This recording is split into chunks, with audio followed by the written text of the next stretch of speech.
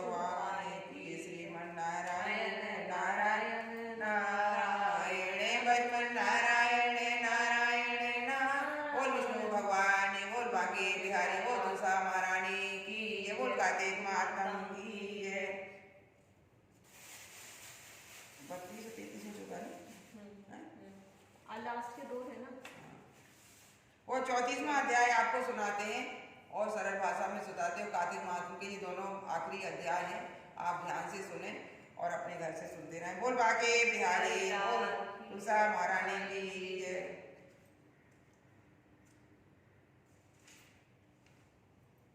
34वां अध्याय सूत जी कहते हैं कि यदि किसी उद्यापन की शक्ति न हो तो ब्राह्मणों को भोजन करा देवे। यदि ब्राह्मण न मिले तो गौ का पूजन कर ले। यदि गौ भी न मिले तो पीपल अथवा बट का पूजन कर लेवे।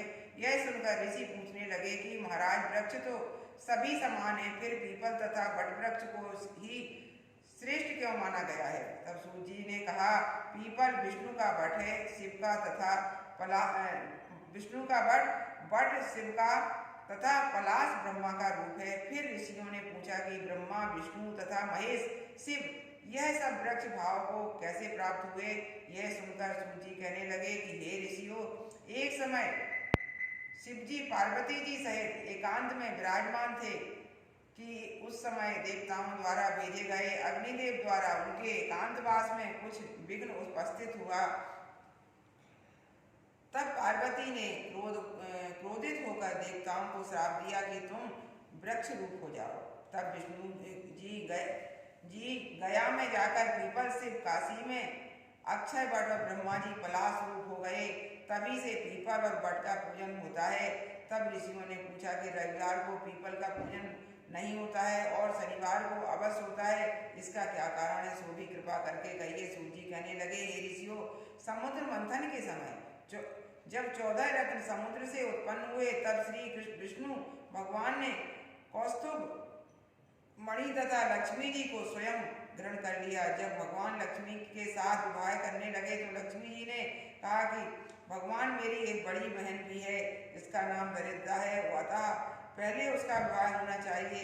विष्णु जी ने लक्ष्मी जी से कि यह वचन सुनकर उनकी बड़ी बहन ज्येष्ठा उद्लक ऋषि को सौंप दी।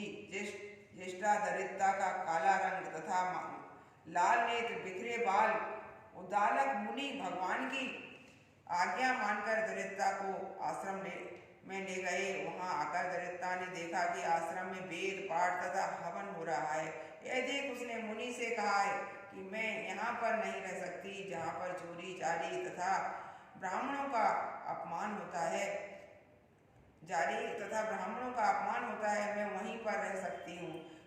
उसकी यह बात सुनकर उद्दालक ऋषि अति दुखित हुए और उसको वहीं पर छोड़कर चले गए और कह गए कि मैं तेरे लिए कोई स्थान देख कर आता हूँ। दरिद्रता ने बहुत देर तक ऋषि की प्रतीक्षा की, किंतु उनके न आने पर वह रोने और चिल्लाने लगी।